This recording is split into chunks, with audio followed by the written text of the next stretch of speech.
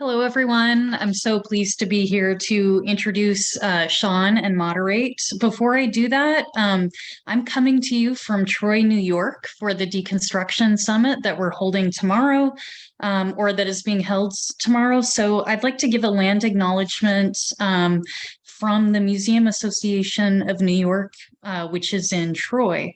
So it is with gratitude and humility that we acknowledge that we are learning, speaking, and gathering on the ancestral homelands of the Mohican people or the indigenous peoples of this land.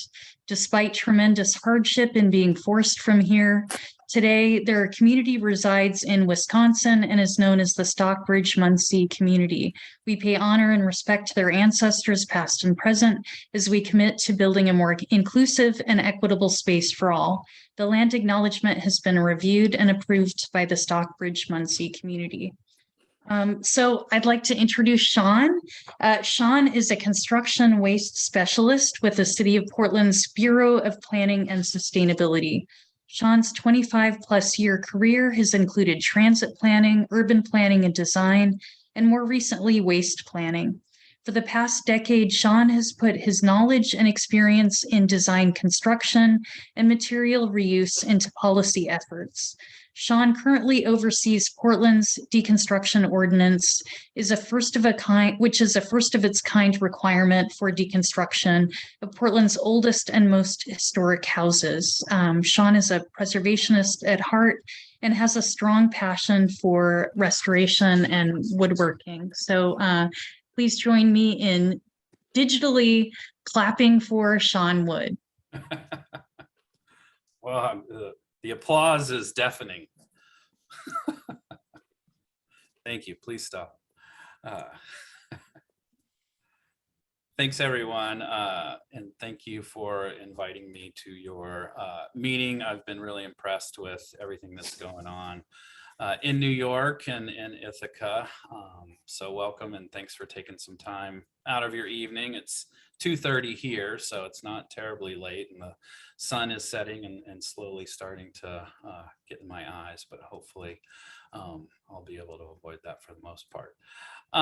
So again, I'm Shawn Wood. I'm with the City of Portland. I've been at the city for 19 years or so, and half that time working in this program on construction and demolition waste. And my presentation today is going to give a little bit of background on our deconstruction ordinance and how we got to actually have a requirement.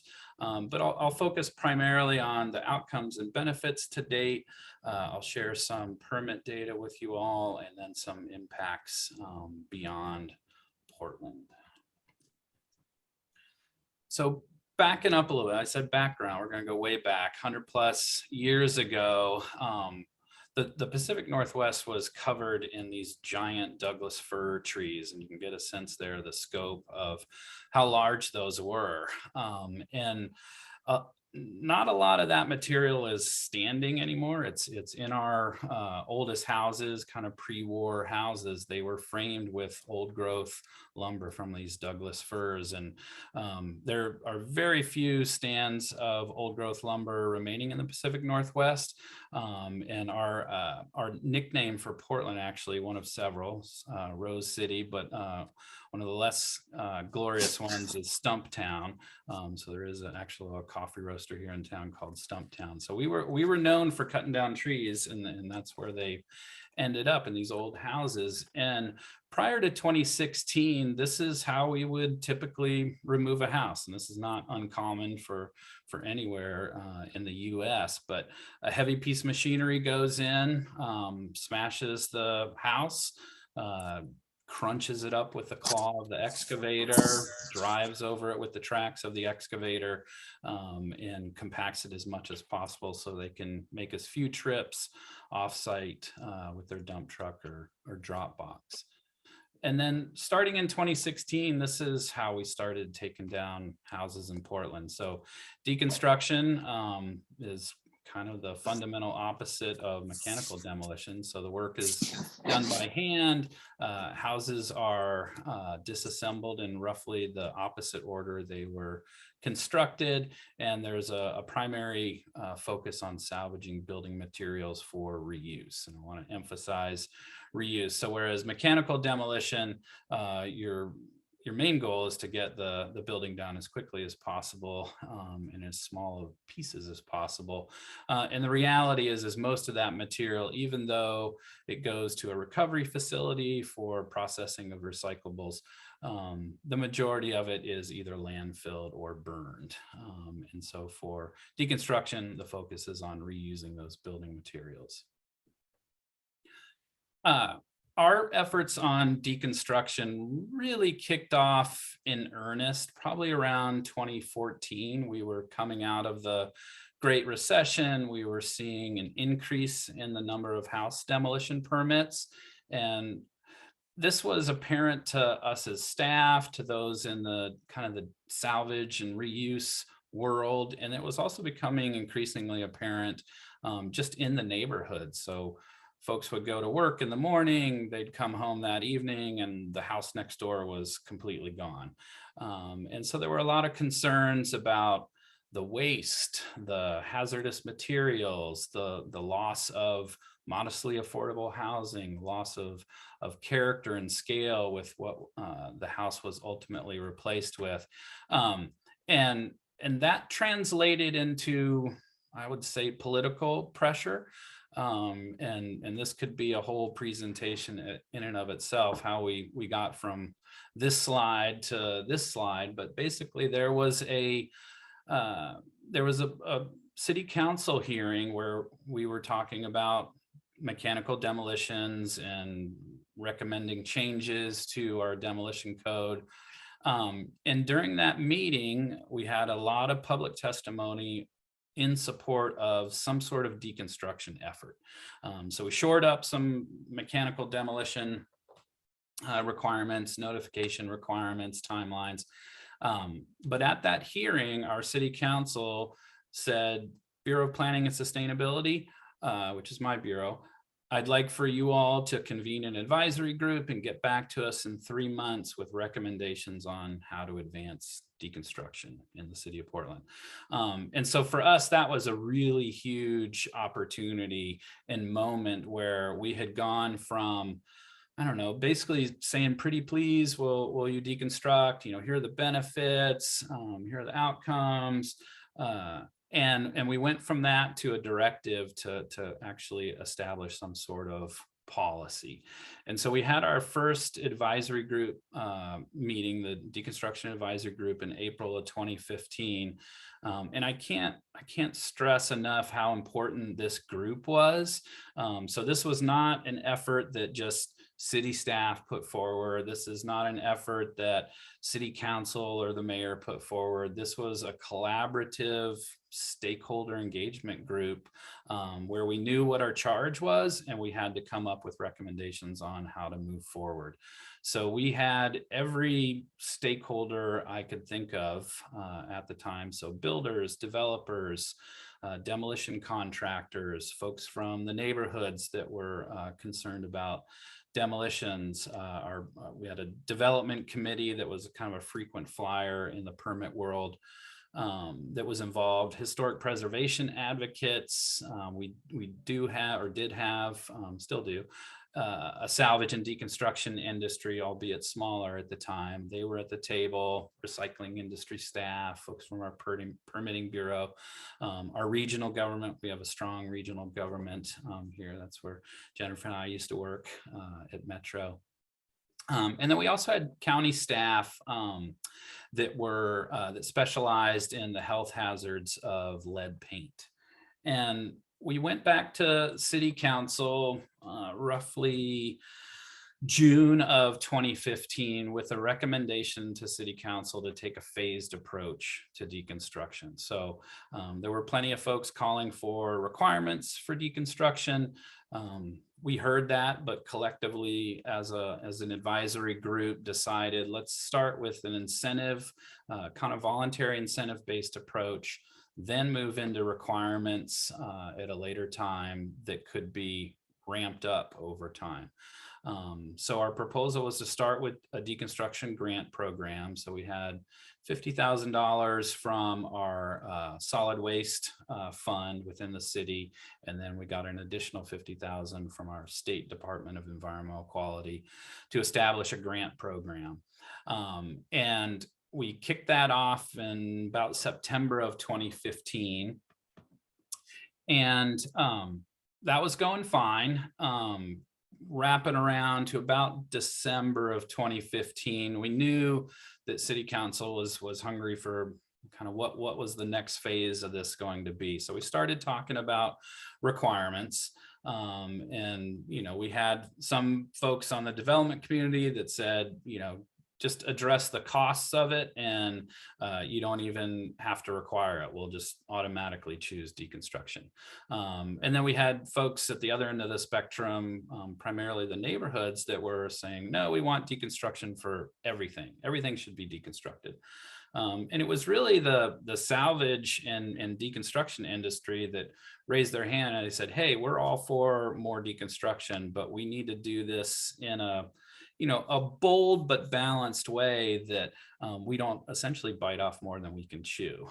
We're a relatively young industry. We're not a huge industry. So how do we strike a balance with moving the needle forward without overwhelming our existing crews, oversaturating the market with too much salvage material, and then that would lower the prices of material, and then that wouldn't offset the cost to deconstruct. So anyway, we had a lot of conversations, and ultimately we landed on let's use the year of the structure, the year built of the structure, as the threshold for whether or not it required deconstruction. So we're going to focus on our oldest houses.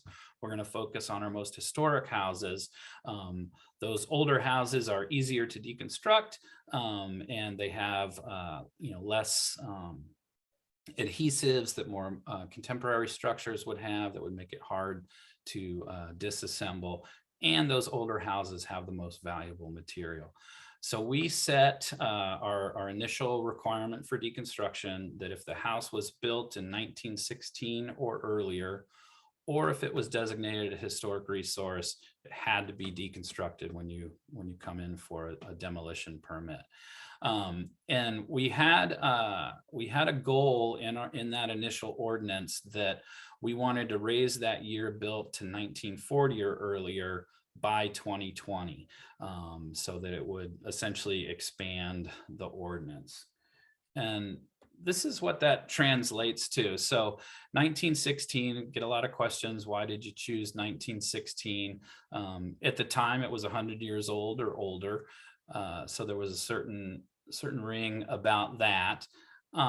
There's also a transition in architectural styles between World War I and World War II. But the real reason we chose 1916 is that it consistently captures about 1/3 of all of our house demolition permits. And that's consistent from year to year. On average, 1916 captures about 1/3. And that's what our salvage industry felt like they could ramp up to. That's what the retail industry felt like they could ramp up to in terms of selling materials.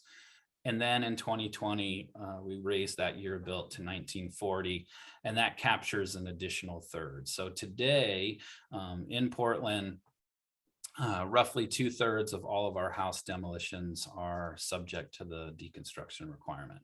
So we have, in 6 years, over 6 years, we have fundamentally changed how houses come down in Portland.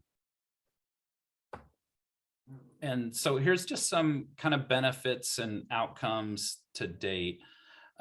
In terms of waste diversion, we have had over 550 house deconstructions subject to the ordinance. We've got 100 more in the pipeline. This is always bizarrely an exciting time of year for me, because I'm going to pull numbers for 2022 and see where we're at. And that translates to over 5.5 million pounds of lumber recovered for reuse. So we've made a deliberate decision to focus on salvaged wood. We know from some research that our State Department of Environmental Quality did, based on actual deconstruction projects here in Portland, that 90+% of what is being salvaged by weight is lumber. So we pretty closely pay attention to what is salvaged in terms of lumber out of these houses. So I can give a pretty accurate representation of how much is coming out of each project, or on average, or for the whole year. And on average, it's about 4,000 board feet of lumber is salvaged for reuse. Again, our State Department of Environmental Quality helped out a lot with some research on looking at the impacts of mechanical demolition of houses, and then also the impacts of deconstruction when taking a house. And so using actual data from our deconstruction projects, we know that there's a net carbon benefit per house when compared to mechanical demolition of 7.6 metric tons of CO2 equivalent. And that translates to roughly taking 900 cars off the road for a year. One of the other benefits that I think sometimes gets lost in terms of deconstruction is it really is a best practice in terms of addressing lead paint and asbestos and other hazardous materials in the building. So when you compare it to mechanical demolition, there's a lot less dust because you're doing it by hand. You're not crunching it up with heavy machinery. And in Oregon, you're required to remove any asbestos prior to demolition or deconstruction. But in a majority of the deconstruction projects that we have today, unabated asbestos is still found hidden behind the walls, under a cabinet. It wasn't safely removed. The deconstruction contractors are trained to identify suspect asbestos, and work stops. They flag that part of the building. The asbestos abatement company comes in and safely removes that material, and then work continues. So that's not something that you would expect to happen on a mechanical demolition. That same house, same asbestos hiding under a cabinet is going to go unnoticed, crunched up, potentially land on neighbor's property. And here in the metro area, we have a requirement that any construction or demolition debris has to go to a recovery facility for processing of recyclables. And now we're exposing those workers that are on that sort line. So deconstruction, for sure, a best practice around hazardous materials. So much so that our state actually designated it as a best practice, and local jurisdictions in Oregon can now have the ability to adopt asbestos and lead requirements around demolition. So before Oregon made a change, they weren't allowed to do that.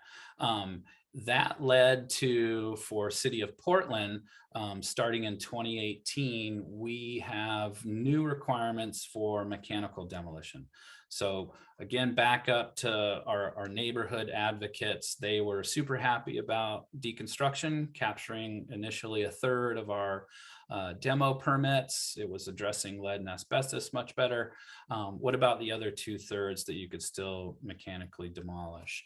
And the city's response to that was, okay, we're not ready to expand the deconstruction ordinance to capture everything. So the projects that can mechanically demolish, there's new requirements that they first have to hand remove all the lead-based paint, siding, windows, doors, trim, porch railings, anything that's non-structural on the exterior of the house that is presumed to have lead paint has to be hand removed.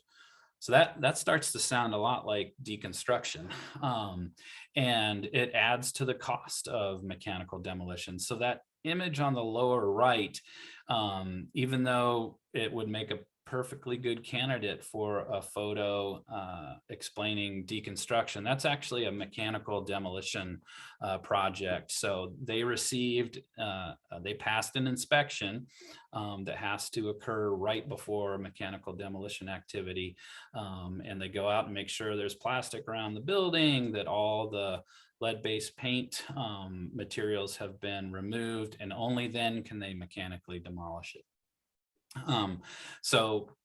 And then when they mechanically demolish it, they have to water it down, hose it down, saturate it while they're taking it down and while they're loading the material. So all of that translated into additional labor costs for mechanical demolition.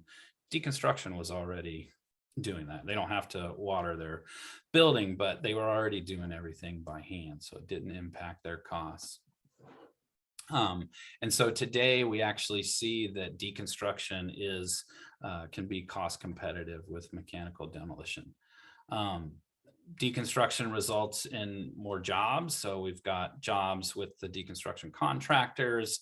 There's jobs with fabricating the material that comes off these buildings into cabinetry or furniture or wall cladding. And then there's jobs in the retail sector, the salvage retail sector.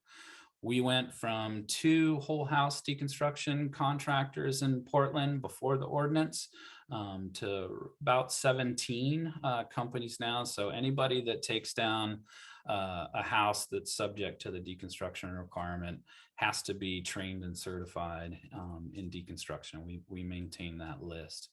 We've had 3 new retail locations open up in Portland that for the most part specialize in the lumber that is coming out of these houses, as well as other fixtures. And I'll show you some pictures of those here in a little bit. As I mentioned, the cost can be competitive now. Additional benefits and outcomes, deconstruction, the end is the same, whether we're talking about mechanical demolition or deconstruction, right? The house is gone. That was the purpose of getting a demolition permit.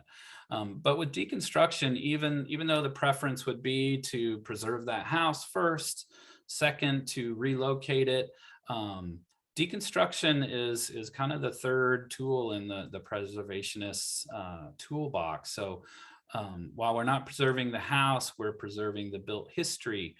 We're preserving the craftsmanship that went into these buildings. Older houses across the country have amazing details and craftsmanship in them. We're preserving the materials and fixtures. And we're preserving that old growth lumber. Again, like 10% of our old growth forests are still standing. And so really most of that material is in our houses. So we're hoping to preserve that. We have focused, at least initially, on kind of the supply side of salvaged material. So we have a requirement that requires you to take down a house by hand and salvage building materials. But that only works if you've got a market for the materials that comes out of these buildings. And so we're increasingly looking at ways that we can have policies that support the demand or the market for that material. We've got a zoning code incentive now that it's a point-based system in our zoning code, and it gives several points for FSC recycled 100%, which is what salvaged wood can qualify as. Both Oregon and Washington have changed our building codes to allow for the structural use of salvaged wood that's ungraded or unstamped. So prior to those code changes, you'd have to hire a lumber grader to regrade the lumber and stamp it. But our code provisions allow for a minimum structural value in the absence of a grade stamp. And then we've also worked with our city procurement's office to try and get salvaged material into our office fit outs and new construction. So those 2 pictures there on the right is it's a product made from salvaged plywood. So that was plywood that was headed to either the burn pile or the landfill. And there's a local company that resaws that plywood and then cross laminates it, just like a cross laminated timber, if you're familiar with mass timber construction. So it makes this really rigid, really beautiful countertop material, cabinetry material. And our office, Bureau of Planning and Sustainability, or BPS, we just moved into a new building about a year ago, and we were able to source that material instead of the typical kind of plastic laminated material for a bunch of our tabletops and benches. So it's a way of using the buying power of our local government to help support these businesses. This is one of our new retail stores. So kind of one of the, I guess, like keys to success that we've seen develop over time in Portland is our most successful deconstruction contractors have complementary retail locations. So this is an example from Goodwood. They were one of the first companies to get certified back in 2015, 2016.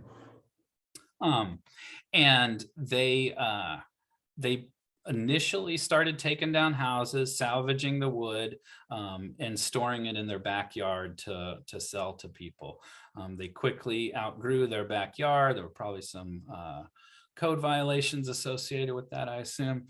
And they opened up their own kind of almost like a speakeasy warehouse. They were open by appointment only, and they've since left that location and have a more prominent location. These are images from their showroom. And so they've started milling material and adding value to it. They can do custom orders.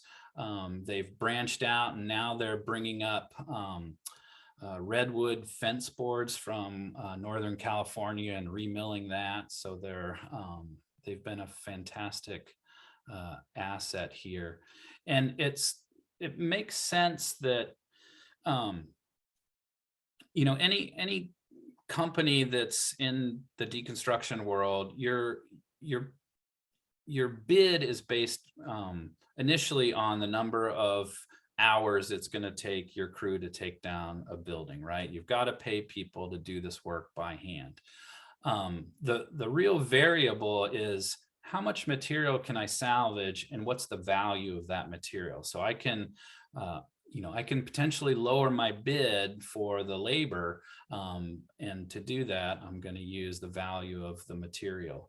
And the way to maximize the value of the material is to sell it at retail prices. So if you don't have your own retail showroom, you're selling at either wholesale to another retailer or you're donating it. In either case, you're making less money or no money, depending on if you take a tax benefit for the donation to a nonprofit. But anyway, we've seen that as kind of a key to success here, is that a deconstruction contractor, in order to be competitive, most likely has to have their own retail facility. This is another deconstruction company, Love It Deconstruction, and they recently purchased this really cool old warehouse, and this is where they're selling the material that they salvage.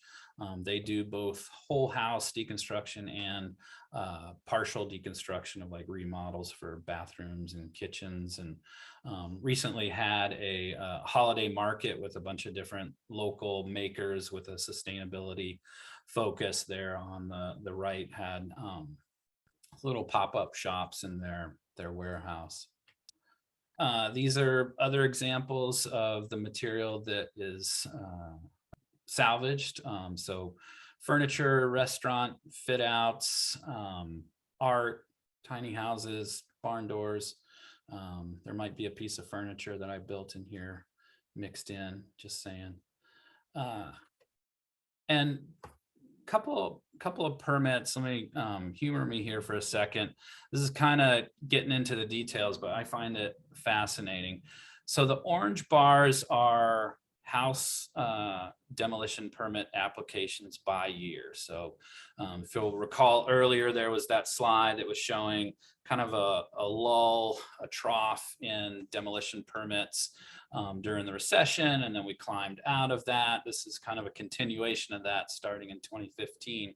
We peaked in 2016 with our demolition permits for houses. We've been trending downward ever since. Again, I'm excited to pull 2022. I think that'll actually, we'll see that number start to go back up. But the green line are deconstruction. So they're a subset of demolition permits. So remember earlier I said 1916 captures about a third of house demolition permits. Moving to 1940, we capture 2/3.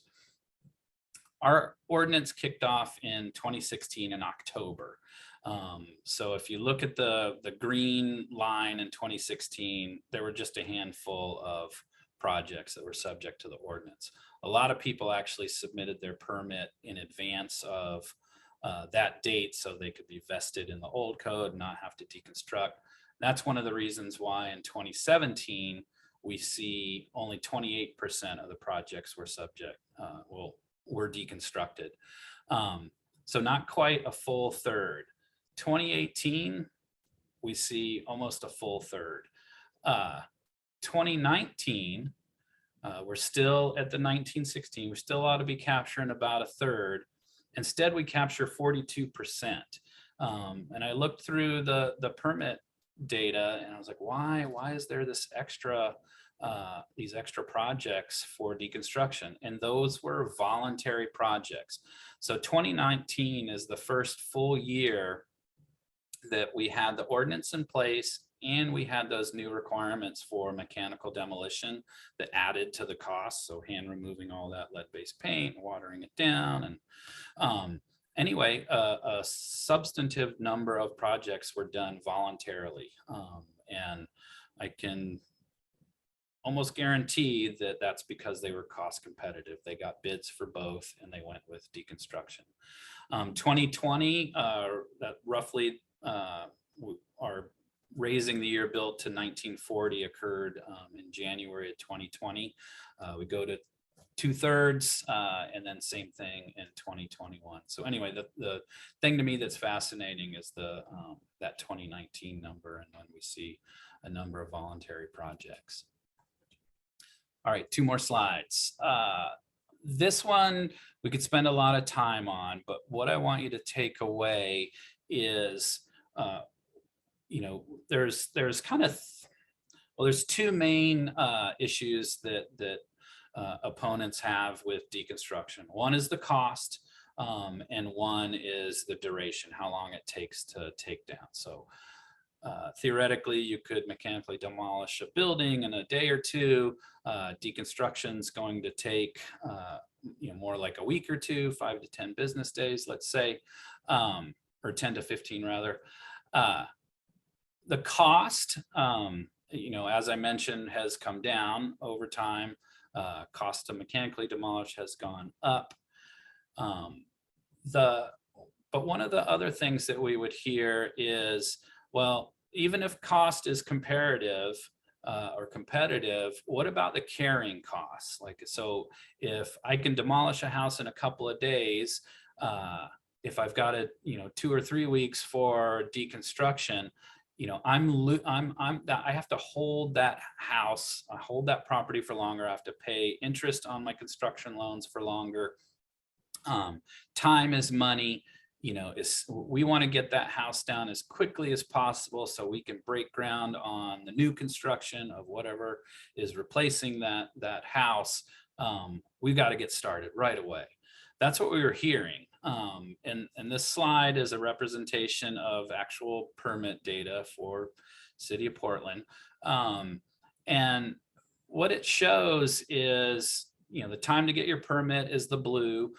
That's roughly the same. Technically, deconstruction projects get their permit issued sooner. Removal of the structure in both cases is finished well before whatever the new project is that breaks ground. So in both cases, it's roughly 3.5 months that from the time they got their demolition permit to the time they break ground on their new project. And for mechanical demolition, the property on average sits vacant for 45 days before they break ground on the new project. 23 days is the average for deconstruction. But note that green bar there, deconstruction projects on average start new construction sooner than mechanical demolition. So if you were to ask me the question from a carrying cost, from how long this is going to take me from application for my permit to construction of my new project, I would tell you the answer is deconstruction is your path. You're going to get your permit quicker and you're going to break ground quicker. So anyway, that was a kind of a false narrative. Impact in Oregon and beyond. I've mentioned our regional and state government have been really supportive of what we've done in Portland. They provided funding for our deconstruction grant program. Our State Department of Environmental Quality prepared a great research and report on the carbon and energy impacts of deconstruction versus mechanical demolition. Our state DEQ supported our workforce training, and our regional government also supported that. And then both our state and regional government have been really supportive of the contractors that are doing this work and the salvage retailers. So I think every state, every jurisdiction has some sort of control over the solid waste system and recycling system. And if there are grants available, salvaging materials and reusing them is much better than recycling. So if you're going to be supporting recycling efforts, you for sure should be supporting salvage and retail. And then here locally, so Portland was the first to have a deconstruction ordinance, and that's gone well beyond Portland, outside of the state. You all heard from San Antonio last time, I believe. But here locally, several suburban cities are considering adopting a deconstruction ordinance, and they would be able to use the certified deconstruction contractors that we have here. And then City of Eugene, where University of Oregon is, and then Lane County, the county that surrounds them, is also interested in adopting a deconstruction ordinance. So we've seen just more recently impacts here in Oregon, but certainly across the country and in parts of Canada, there's a lot of interest in similar policies. So I will stop there because something tells me I went too long. And happy to answer any questions. Wonderful. Thank you so much for the inspirational talk. And I see that there are plenty of questions within the chat, which makes my job exceptionally easy. I'd like to start from the top. So I see a question from Jason Rearick. Is there any push to limit non-reusable materials in current or future developments, such as plastics, foam, insulation, come to mind? Yeah, not immediately, but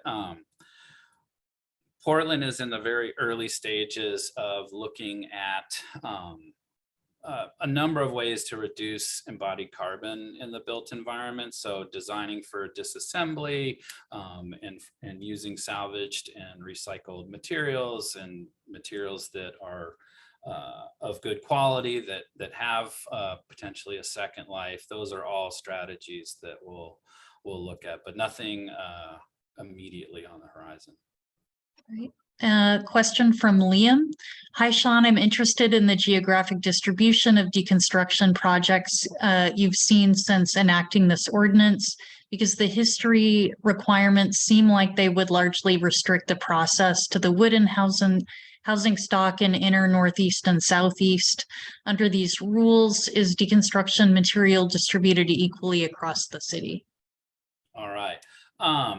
Yes, like if we were to map where these projects happen, so under the first phase of 1916 or older, that was primarily streetcar era development, so Victorian houses, early craftsman bungalows. So there would be, a definite geographic uh, specificity to that. 1940, we start to capture more of the geography. But even in 1940, we stay. So it sounds like someone's familiar with Portland. We still don't really move much beyond, let's say, 82nd Avenue or I-205 on the eastern part of Portland. And we were aware that there was going to be a geographic limitation, so not everybody would enjoy the, let's call them the benefits of deconstruction. But one of the things that it did do was it leveled the playing field in terms of, it was no longer demolition versus deconstruction, it was deconstruction versus deconstruction. So what we were seeing prior to the ordinance was deconstructions were happening piecemeal, and we could probably draw a map of this too. They were happening in more affluent vocal neighborhoods. And so the same developer taking down a similar house in a lower income part of town, less affluence, less pushback, would choose to mechanically demolish. So this leveled the playing field. So it took that part of it out of the equation. In terms of material and distribution of material, we have salvage retailers, so anybody can go and purchase material from those places. And then another, I think, key ingredient, and I tell any jurisdiction this is having a nonprofit that can sell or donate those materials. So our local organization is called the Rebuilding Center. They're a nonprofit. They work with low-income homeowners to supply low to no cost building materials to make home improvements. A lot of those home improvements are necessary because of code compliance issues. So the city of Portland is actually involved in that program and identifying low-income homeowners, working with the Rebuilding Center to secure salvage materials at no cost to the homeowner, and then the repairs are done by a nonprofit builder. So those folks get to stay in their house. Any kind of fines or liens are removed from their house, and they continue to build equity and wealth. So anyway, hopefully that answers your question. Great. Moving to the next set of questions from Anna. And Anna, if you'd like to ask the question yourself, you're more than welcome to do that. Otherwise, I will, I think. Sure. Okay, great.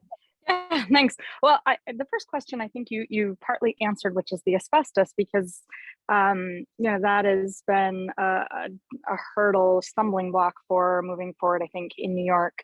And so my only question about that was, what is it a state law that was created that required that all asbestos be removed from all buildings? I'm assuming that was not concurrent with the movement towards deconstruction, but something that was done a while back.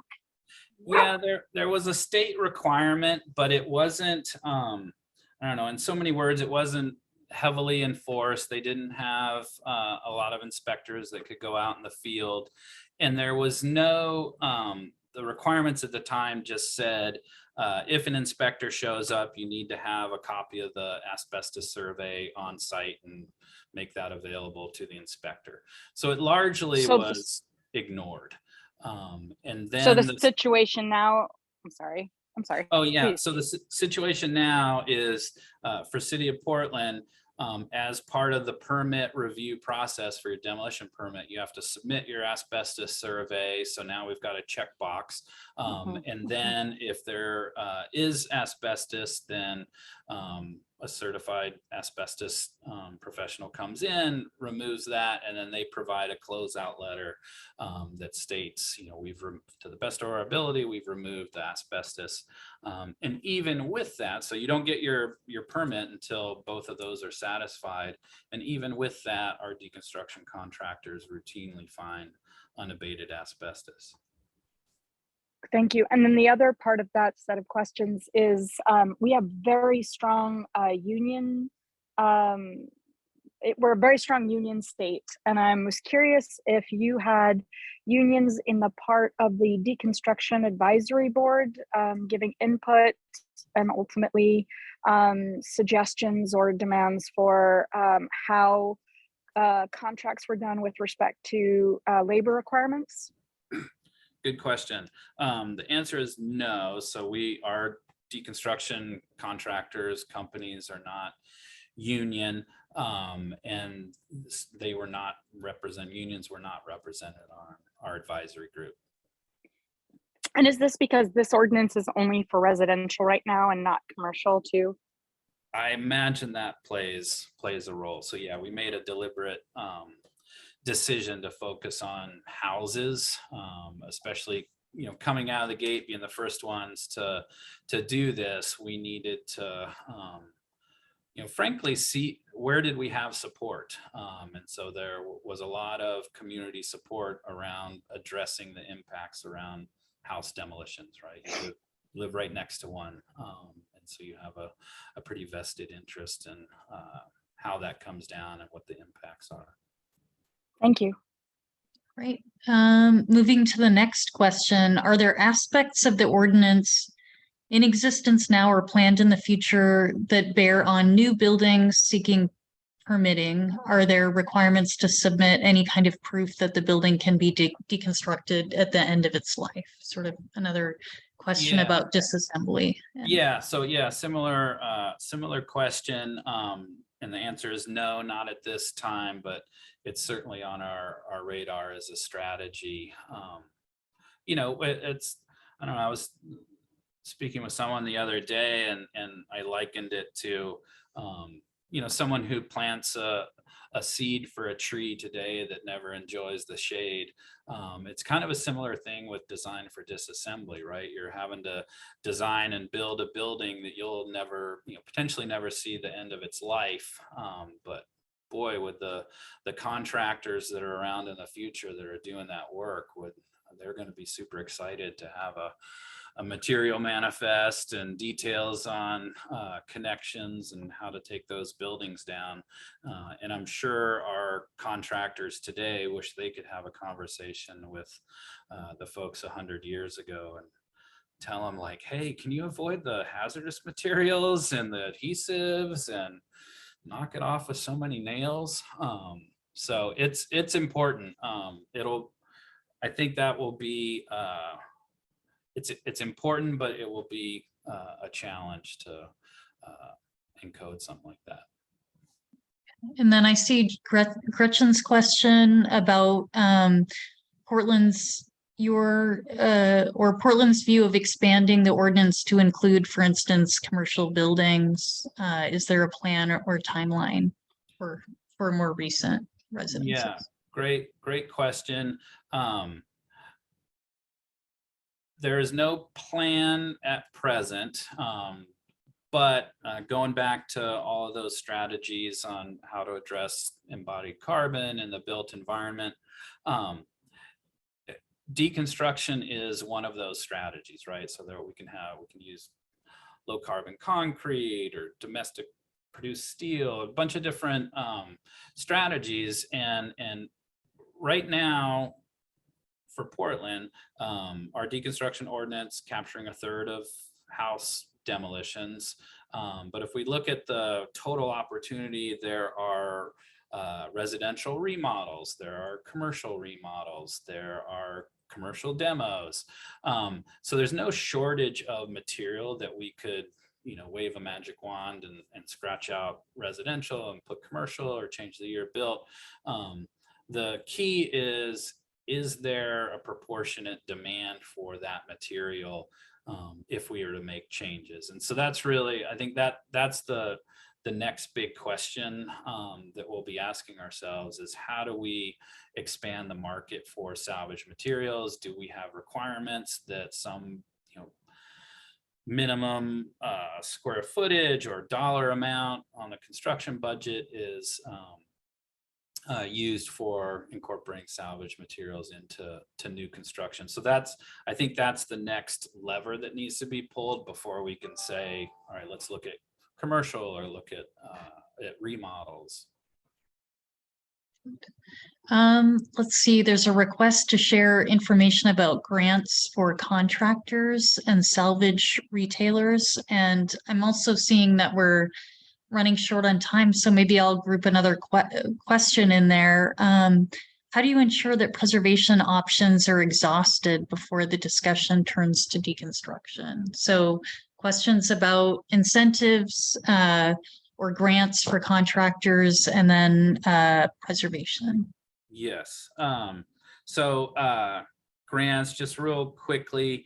I think it's still on our website. There's some information on our grants program and some case studies, but briefly, those grants could be used by a builder, a developer, the deconstruction contractor, the homeowner. Anybody that was associated with the project could receive a grant. And our grants, not by design, but more available funds, ran concurrently with the first year of our ordinance. And if I were to do this over again, I would make sure that we had funds to still hand out grants with the ordinance in place, because it really helped take the edge off of new contractors giving bids for the first time. So if they had an extra $2,500, $3,000, it was a little bit more forgiving if they underbid their first project. So that was great to have that. In terms of exhausting preservation options, if something is designated historic, so we have a number of different levels of designation here. There's a public process for demolishing a structure like that, and so that's where, and even for projects that don't have a historic designation, we have a 35-day delay for any house demolition permit.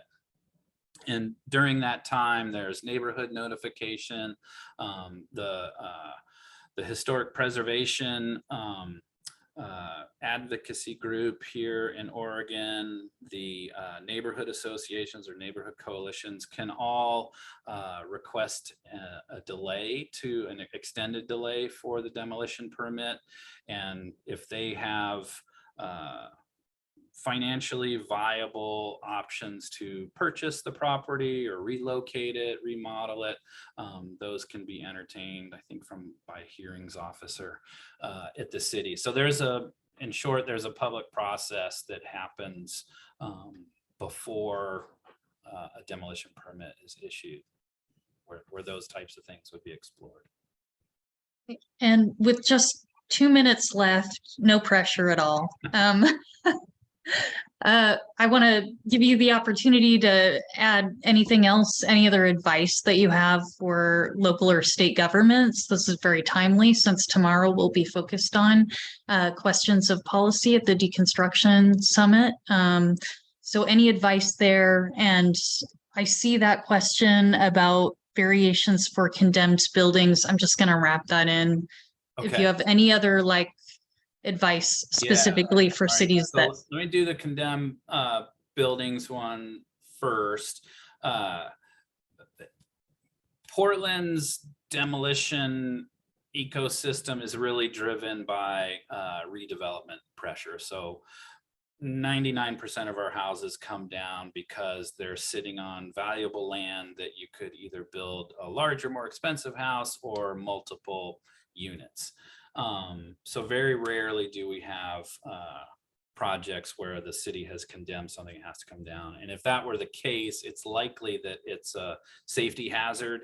And we have a code provision that if our building department declares something unsafe and a dangerous building, they're exempt from our deconstruction ordinance because it's like it needs to come down right away.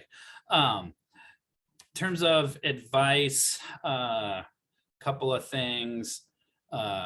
Having some sort of stakeholder advisory group that you can start to develop policies with is super critical. I've seen efforts that that didn't involve that tangentially to mechanical demolition. And for us, we had every voice in the room that we could think of, whether it was opponent, proponent, or even neutral.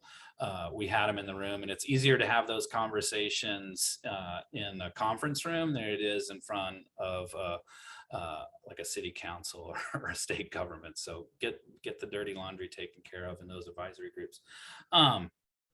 And there's a lot of education that happens in those meetings from both sides. So there's a lot of kind of preconceived notions that everybody comes with. And so it's a great opportunity to educate folks. The other one that I'll mention that, you know, if you'd asked me this 5 years ago, I wouldn't have told you, but today from where I sit with so many jurisdictions pursuing similar policies, a number of jurisdictions adopting stuff, is consider a complementary code requirement that does get building material, that salvage building material, back into new construction.